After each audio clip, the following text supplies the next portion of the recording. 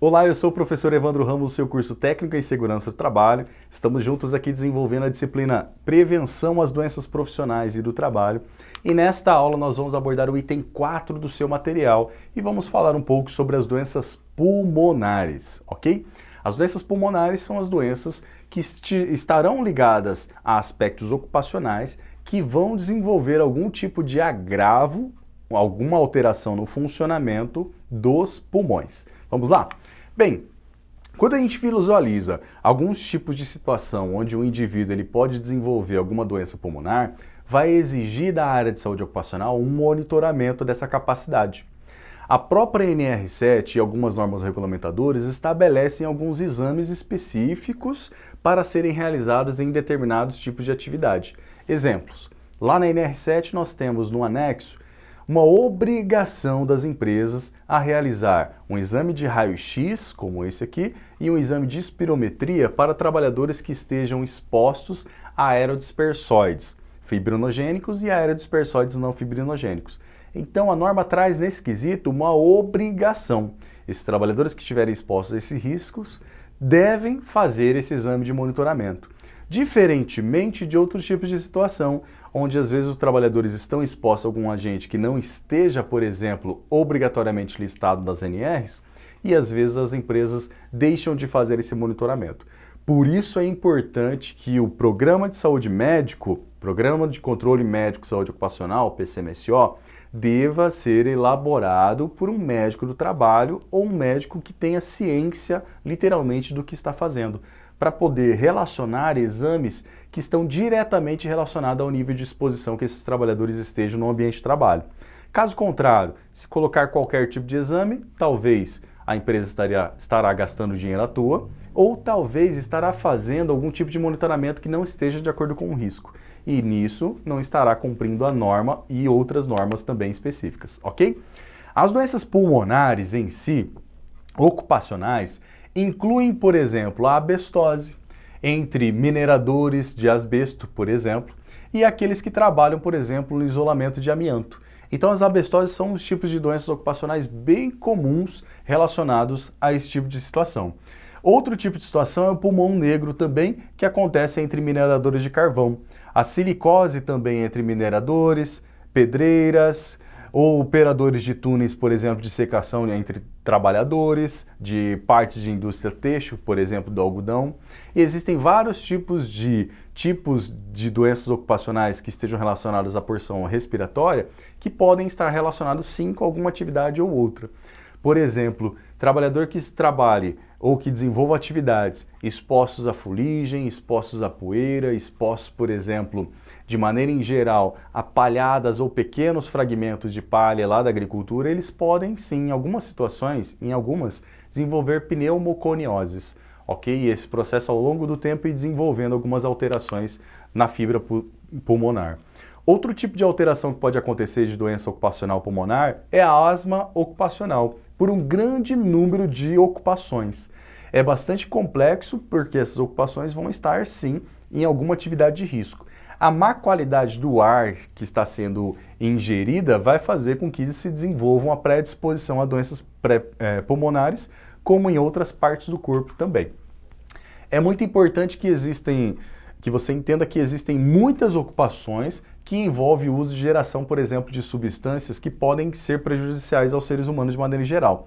E esses efeitos à saúde, eles podem variar relativamente de acordo com a gravidade, de acordo também com vários tipos de exposição. Então elas podem ser leves, elas podem ser moderadas e podem ser até mesmo graves.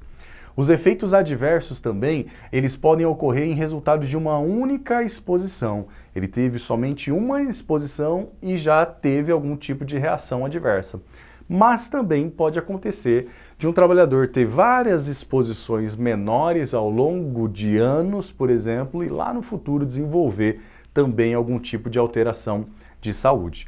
Por isso que é importante entender o nível de exposição, e aí vem as características relacionadas à higiene ocupacional para alguns tipos de riscos, e nesse sentido também conhecer bem o agente, a substância que está trazendo algum tipo de irritação, como por exemplo cloro, dióxido de nitrogênio, que pode causar uma condição semelhante, por exemplo, a asma conhecida como síndrome reativa e disfunções das vias aéreas.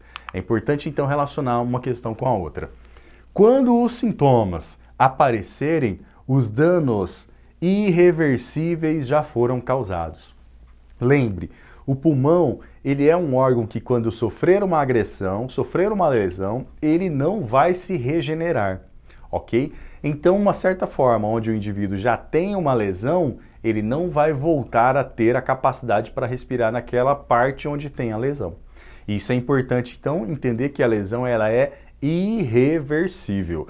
Logo, nós temos um papel gigante de importância na atuação da prevenção que esse trabalhador vai ter que ter de diversas ações de prevenção para evitar que desenvolva uma doença ocupacional.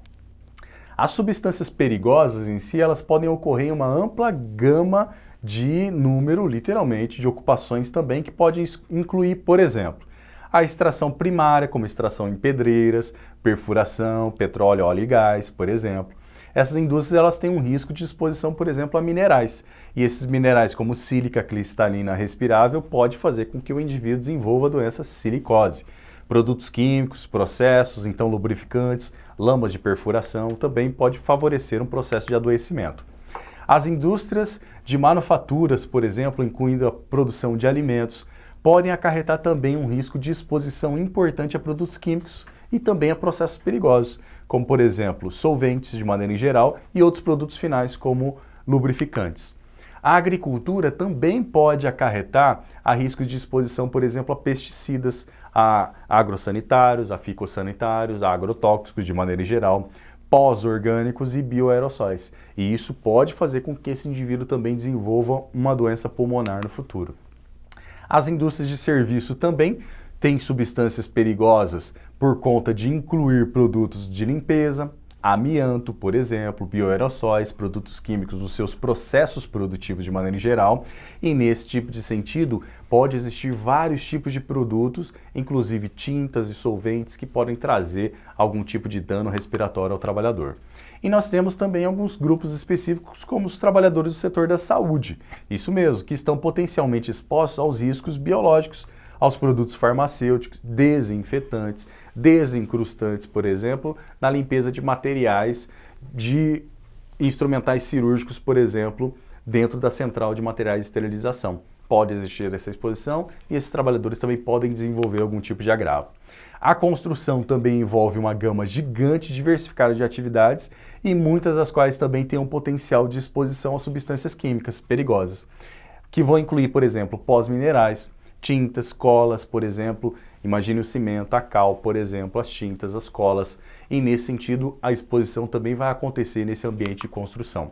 A reciclagem também é uma outra área que envolve também uma gama de exposições, porque é uma variedade de materiais perigosos de maneira em geral, que incluem poeiras, materiais tóxicos ou metais tóxicos, os riscos biológicos também inerentes àquela atividade e também uma crescente gama de atividades que ocorrem nessa indústria, principalmente na segregação e também na coleta seletiva. Então essa exposição também pode acontecer de maneira em geral. Bem, falamos nessa aula, o item 4 do seu material sobre as doenças pulmonares. Nós vimos então que existe uma gama muito grande, tanto de ocupações quanto de riscos específicos que envolvem esses agentes físicos, biológicos, químicos e também minerais de maneira em geral que estão nos grupos químicos, que vão favorecer o desenvolvimento de algumas doenças pulmonares. É importante a gente ter essa atenção nessas áreas e fazer uma avaliação específica dessas atividades quando você for fazer o levantamento de riscos ambientais no ambiente de trabalho. Muito obrigado pela sua atenção e aguardo você na próxima aula.